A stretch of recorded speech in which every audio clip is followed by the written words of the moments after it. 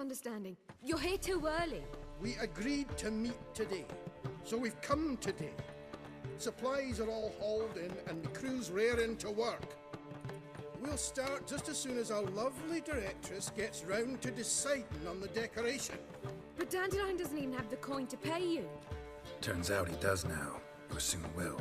At any rate, he's working on it. See? It's all peachy. So will you finally decide what style you want for this interior? Why are you asking me? Well, the lovely lady seems to be having a hard time deciding. And Master Dandelion said he was torn between boudoir style and theatre decor, but that he'd let us know just as soon as we arrived. Now we're here, but no decision's been made. And the lady's horribly surprised she's to choose. Though apparently this whole renovation's for her sake. For me? Well, it's not for me. Now, would you please decide where I bust a vessel? I've no idea what Dandelion would like. Geralt, you've known him long. Say something.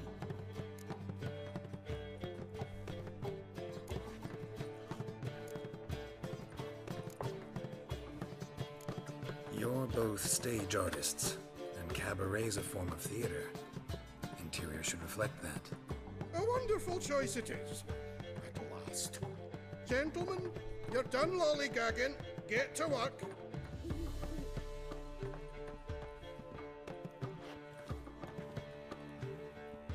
Well, well.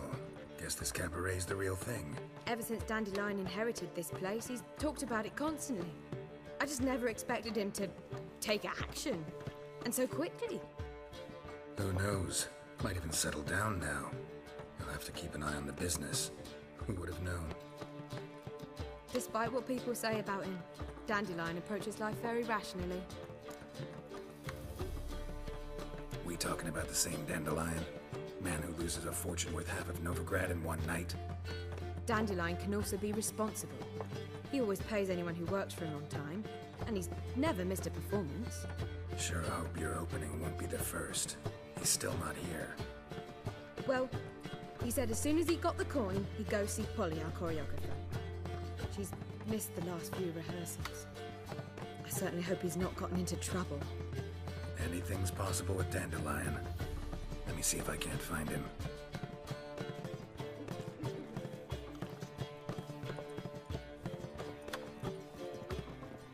I'll give you a discount for heroic. How are things, Dudu? So, I suppose. Might have been days in the past when I'd have said, wonderful. But I can't complain. I'm in one piece. Not bound to a stake atop a pyre. Ever considered leaving? Forgetting Novigrad altogether? What for? To pass from the frying pan into the fire? The war's not yet crept here. Famine's not kicked at our door. Not that the future's looking rosy. But you don't have to be human. Maybe you could try something else. I've assumed many forms over the years, and in spite of all, life as a human has proven most interesting. After all, you humans rule the world. Gotta admit, your Menga is a brilliant impersonation. Don't remind me. I'm rather disgusting. Come on, he wasn't all out terrible. You understand nothing. A Doppler assumes more than a man's external appearance. I've learned what a scoundrel had knocking about in his head. Once I became him, not an hour passed before I felt the urge to break a sorceress's fingers. After two, I caught myself lusting to impale someone, and immediately after that, it hit me. The paranoid fear of a Doppler conspiracy. Dudu, tell me. The halfling Biberveld goes from being a prosperous merchant to being a pauper. How? Prefer the long version or the short? Short, please. The war. I was under the impression merchants grow fat on wars.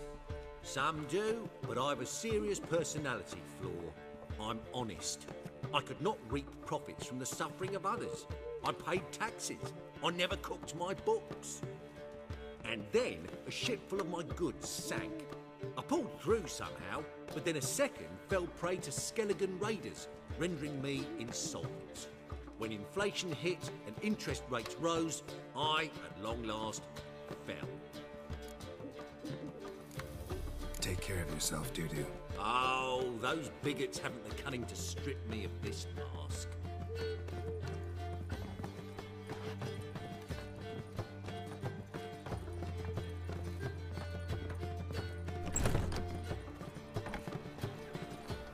If they burn the pies in winter, we might at least warm ourselves. They're no use to us now.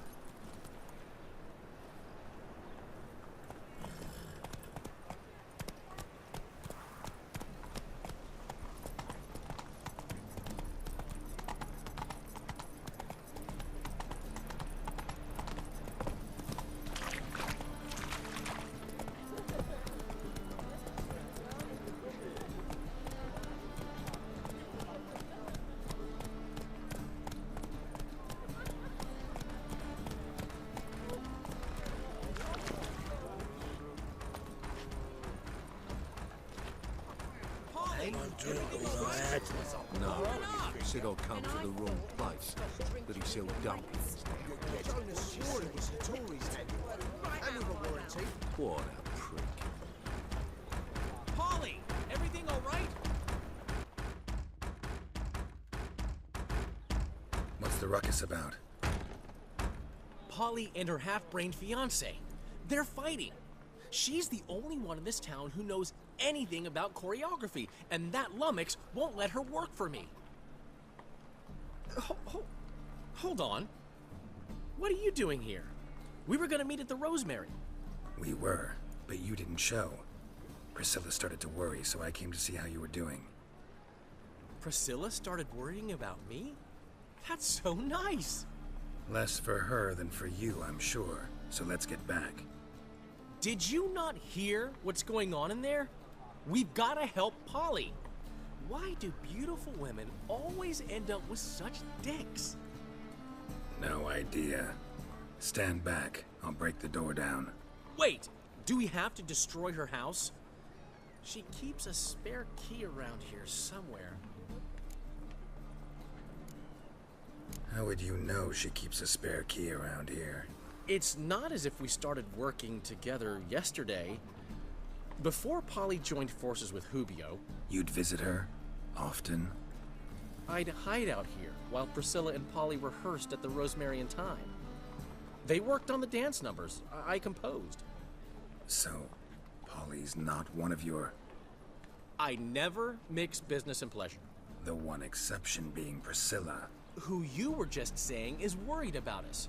So enough of the chatter, and start looking. Fine. Let's find the key.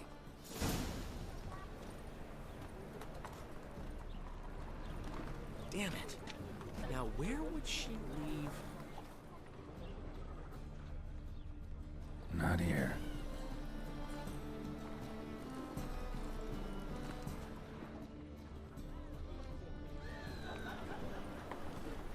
Not here.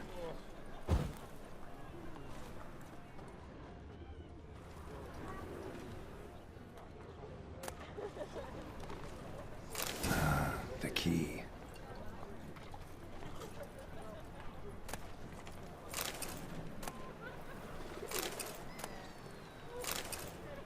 Find anything?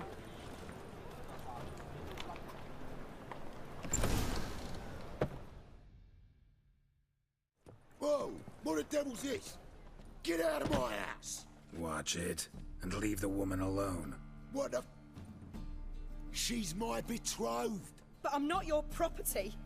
I love her. I'll not let her sway her ass in his brothel. Whoa, slow down there a minute. This is clearly one gigantic misunderstanding. One I can clear up in the blink of an eye. Shove your excuses up your ass. Sod off, or I'll split your skull.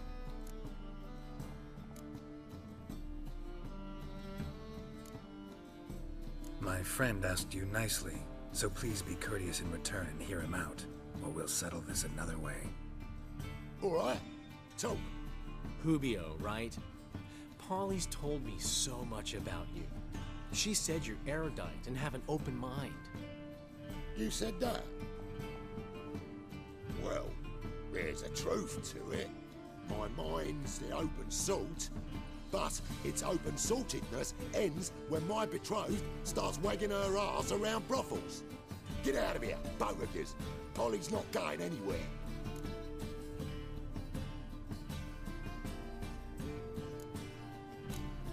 Ask nicely, but you just wouldn't listen, and I'm not the kind to give second chances. Stay out of this, freak, before this ends with you getting your head smashed in. Gentlemen, please. There it is. One word too many. Son of a... Come on! That's him!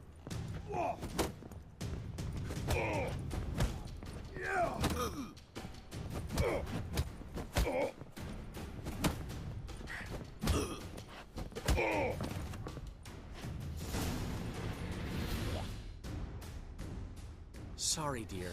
Geralt can get carried away at times and... You know, maybe it's for the best.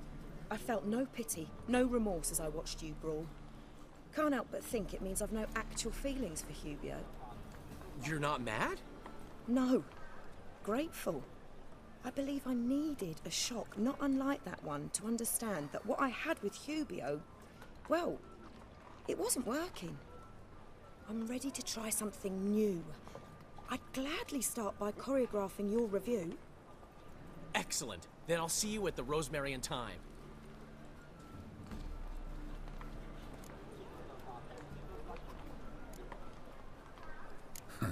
Guess not all women go for arrogant pricks after all.